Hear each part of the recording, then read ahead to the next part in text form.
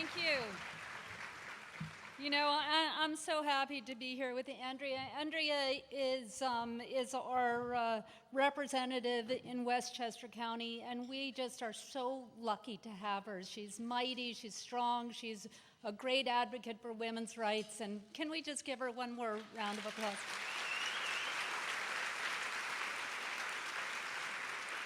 Now, I'm really happy to be here today. I had a little trouble finding a parking space, which is not easy here in Midtown Manhattan. It reminded me of a friend of mine who lost her job in 2008 during the recession, and she had an interview with somebody at about 63rd and 3rd some time ago, and she got up in Westchester at 6 o'clock in the morning, got in here at 7 o'clock to get ready for that 9 o'clock interview.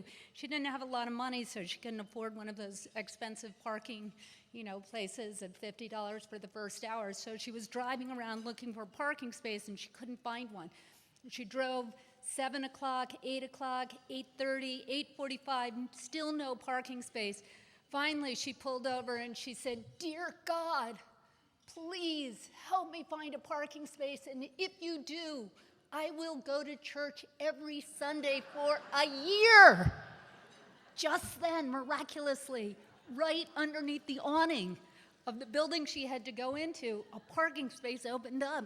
And she pulled in, she was putting money in the meter, and she looks up and she said, "Never mind, God, I found one myself." So I think it's important to be grateful for all the help that we have, and as women, we all help each other, and we know how important the women are in our lives. So let's give a round of applause to all the women in our lives.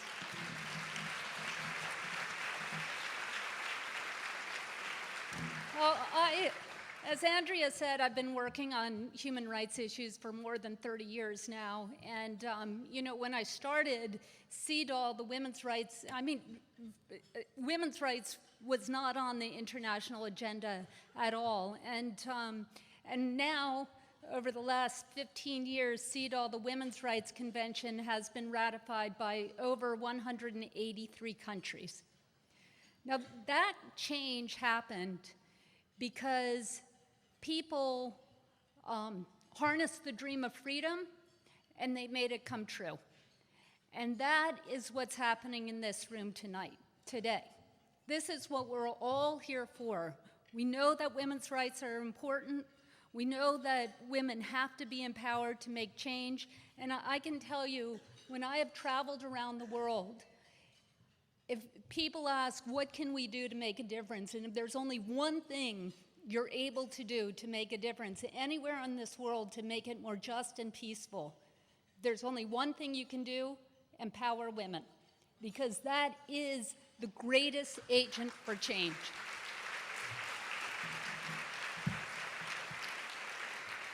And that's why I'm really honored to be here with some of the brightest women in New York State to say a few words about my dear friend, Maria Neira, one of the top experts in education in our country. I think it's particularly appropriate that Eleanor's legacy is honoring one of the leaders of our statewide teachers union, because, as we all know, the vast majority of teachers are women, and across our country, these women are under attack.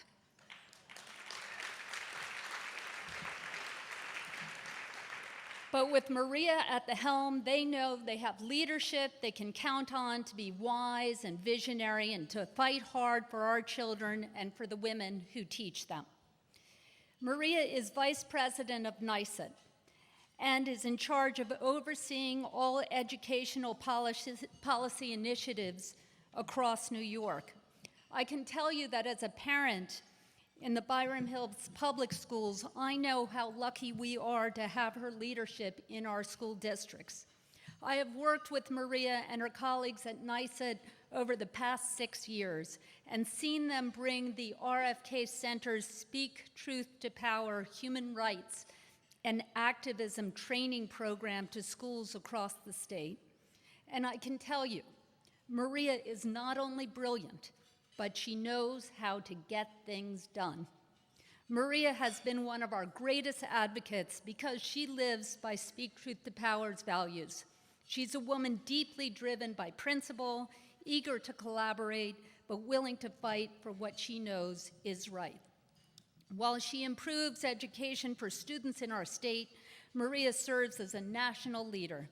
From the President's Advisory Commission on Educational Excellence for Hispanics to the Congressional Hispanic Caucus Institute Advisory Council, Maria's insight is helping to shape educational policy on a national scale. Whether the challenge is excessive school testing, the achievement gap, or instituting NYSUT's groundbreaking innovation initiative to measure teacher impact, Maria is on the front lines of progress. She's an incredible gift to our schools and an inspiration to girls and women and boys and men throughout this state. I am so proud to present the 2012 Frances Perkins Leadership Award to Maria Neira.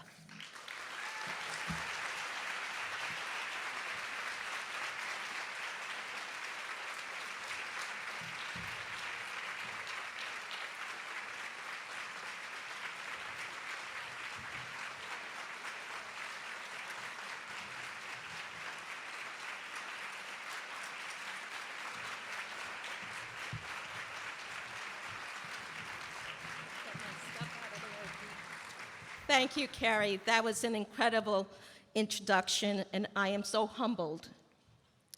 And NYSUT is honored to be a partner with the Robert F. Kennedy Center and the work that Kerry does on behalf of justice, social justice for everyone.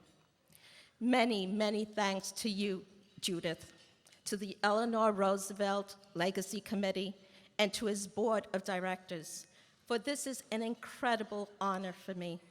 I am humbled to be recognized today in the company of so many awesome, accomplished women. As a teacher, which I am always a teacher first, a union leader, and a Latina, I am fortunate to have the opportunity to do my part in carrying forward the legacy of Eleanor Roosevelt and Frances Perkins. Both were teachers. Both were groundbreaking women and great champions of the labor movement. Part of Frances's legacy is that she understood the importance of seizing an opportunity. As she so eloquently stated, the door might not be open to a woman again for a long, long time. And I had the kind of duty for other women to walk in and sit down on the chair that was offered, and to establish the right of others' long hands and far distance in geography to sit in the high seats. Eleanor and Frances opened doors, making history in the process.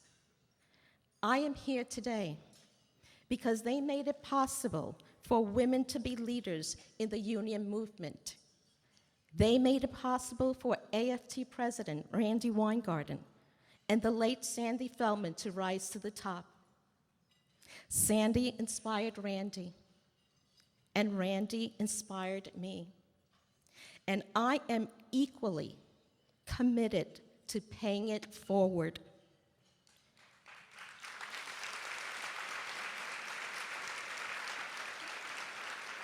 Women comprise half of union members nationally. 70% of NYSUT members are women. We, labor, have a vested interest in selecting candidates who are not only women, but strong supporters of women's rights and workers' rights. The past two election cycles put a spotlight on women's issues. However, we all know that that has not been done in a positive way. Women have been slower to recover from the recession than men. Our reproductive rights are being threatened. Social Security, which is integral to many women's financial security in retirement, is under attack, as are Medicare and Medicaid. This is what's driving labor's activism. This is what's helping to mobilize our membership across the country in support of pro-labor, pro-women's rights candidates, like our good friend, Senator Gillibrand.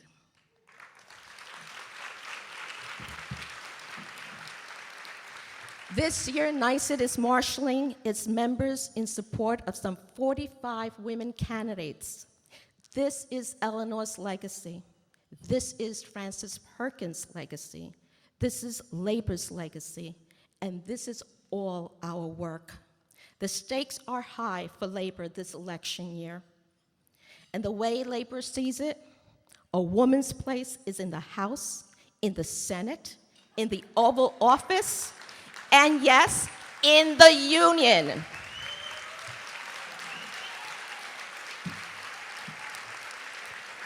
And I like to say, sí se puede, yes we can.